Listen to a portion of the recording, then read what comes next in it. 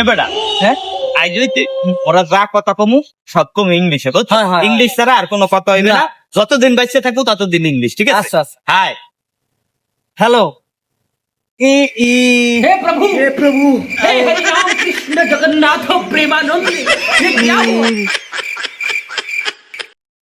কাম কাম 2 hours later. বন্ধু এবারে খিদে হ্যাঁ? লাগছে লাস্ট ইংরেজি খাই অনলি ইংলিশ কাম ও কাম হ্যালো ব্রাদার উঠা লে রে দেবা উঠা লে রে বাবা 2000 years later.